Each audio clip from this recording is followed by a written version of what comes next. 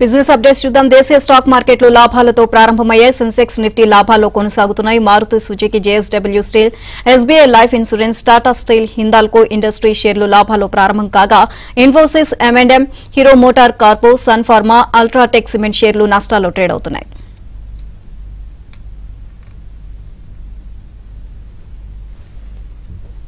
ఈ రోజు మార్కెట్స్ పై వారి విశ్లేషణ తెలియజేసేందుకు బిజినెస్ అనలిస్ట్ రాజేంద్ర గారు లైవ్ లో సిద్ధంగా ఉన్నారు. Good morning sir. సార్, గత 3 రోజుల్లో నిఫ్టీ మరియు బ్యాంక్ నిఫ్టీలు ఎక్కడ అంటే కదలిక అయితే కనిపిస్తుంది, కానీ ముందు ఇంకా సూచీలు ఎలా ఉండొచ్చు, వాటి కదలిక, వాటి మూవ్మెంట్ ఏ విధంగా ఉండొచ్చు అంటారు సార్? లాస్ట్ 3 days గా నీలిమ గారు మనకి చూస్తుంటే కనుక మార్కెట్ ఒక టోటల్ కన్సాలిడేషన్ లో ట్రేడ్ అవటం చూస్తున్నాం మనం. సో ఎప్పుడైతే మనకి 25,000 ఏదైతే సైకలాజికల్ మార్క్ ఉందో మండే, ట్యూస్డే, వెనస్డే 3 days కూడా 25,000 మార్క్ అనేది క్రాస్ చేయలేకపోయింది. అండ్ ఒక బిగ్ టగ్ ఆఫ్ వార్ జరిగింది బుల్స్ అండ్ బేర్స్ మధ్యలో లాస్ట్ 3 days గా.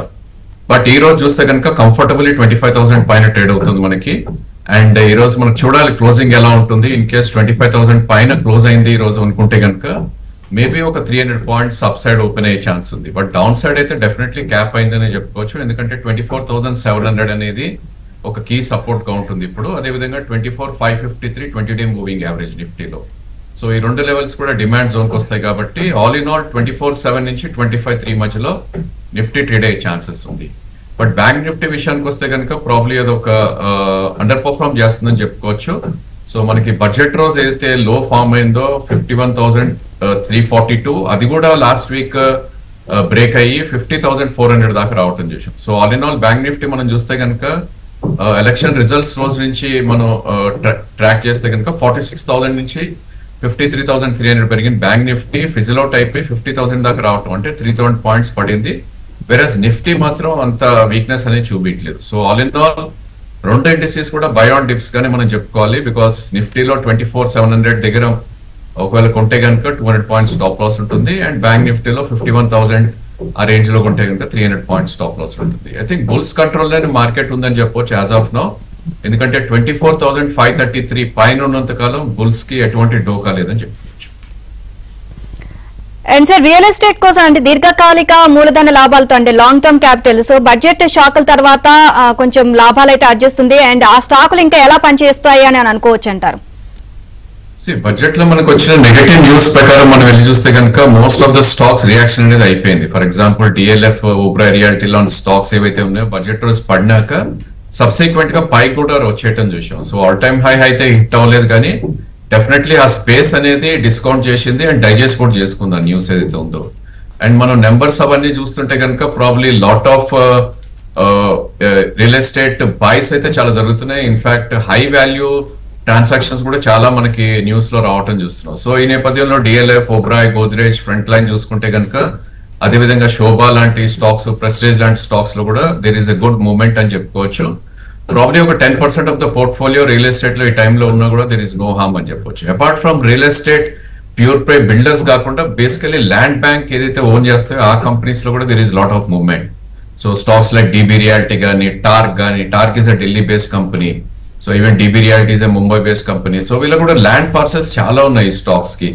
సో మన గతంలో కూడా న్యూస్ రావటం కూడా చూస్తున్నాం. ప్రాబ్లీ గోద్రేజ్ మధ్యలో డెవలప్మెంట్ తీసుకుంది ప్రాపర్టీ అని, అదర్ డే L&T డెవలప్మెంట్ తీసుకుంటుంది వాళ్ళ ల్యాండ్ అని. DB Realty 20,000 crores next 5 to 8 years లో ప్రాఫిటబిలిటీ వచ్చే ఛాన్స్ ఉందని ఇవన్నీ న్యూస్ తోటి రావడంతో ఈ స్టాక్ ని కూడా I think one should I అని చెప్తాను.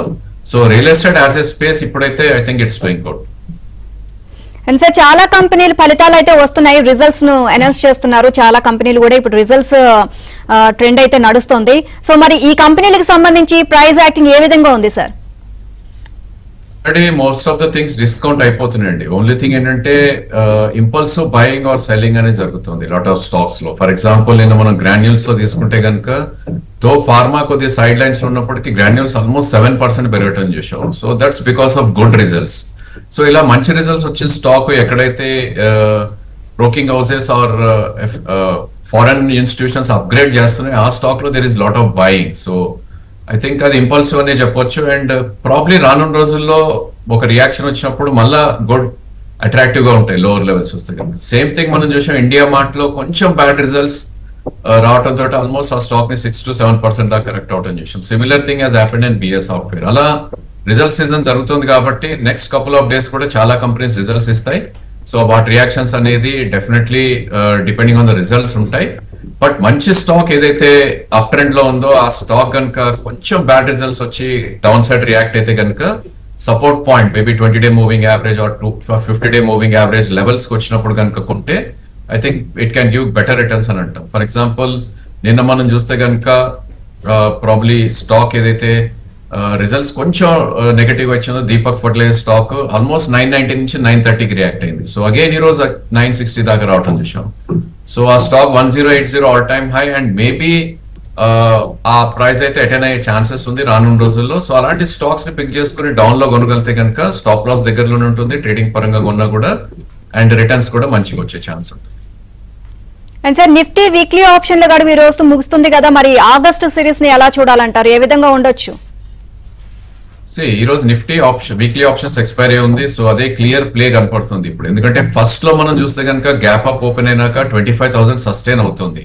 సో లాస్ట్ 3 days గా గ్యాప్ అప్ అయినా కూడా సెల్లింగ్ అనేది రావటం చేసాం. ఈరోజు సస్టైన్ అవుతుందంటే కనుక స్మార్ట్ మనీ ఏదైతే ఉందో 25,000 దగ్గర ప్లే అవుతున్నట్టు కనిపిస్తుంది. సో ఇదైనప్పటికీ సెకండ్ హాఫ్ లోనే there would be big reaction. ఒకవేళ 25,000 కాల్ పుట్స్ అన్ని కూడా క్లోజ్ అయిపోతే కనుక ఒక 100 to 150 పాయింట్స్ పడే ఛాన్స్ ఉంది.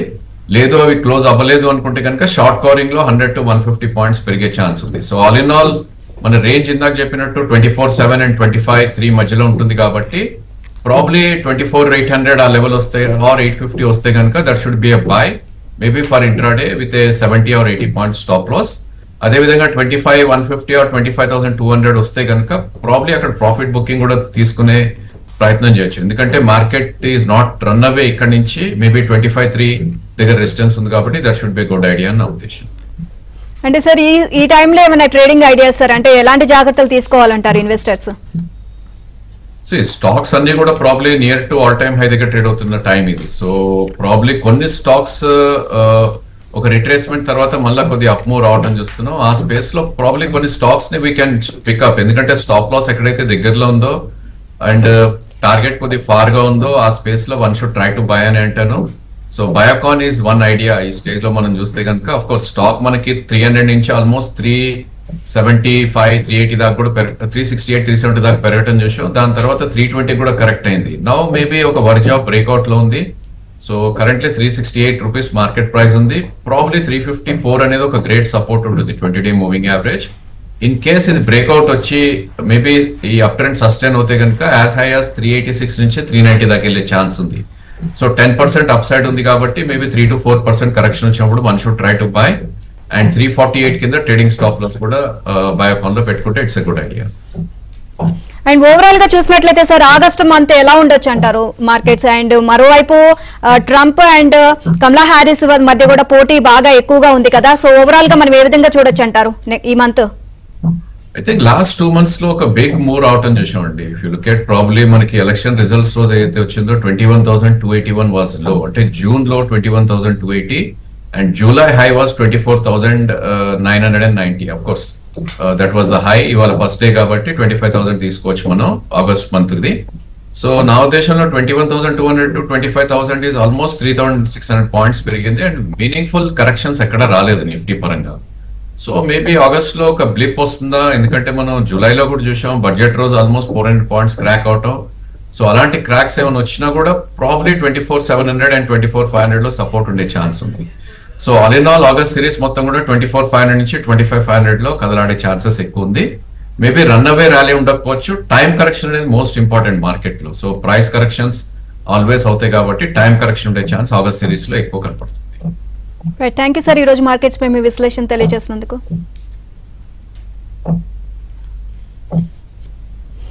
దేశంలో రెండో పెద్ద ఐటీ సర్వీసుల కంపెనీ ఇన్ఫోసిస్ కు 32,403 కోట్లు జీఎస్టీ ఎగవేతకు సంబంధించి ప్రీ షోకాజ్ నోటీస్ జారీ అయింది. బీఎస్ఈకి పంపిన సందేశంలో ఇన్ఫోసిస్ ఈ విషయం వెల్లడించింది.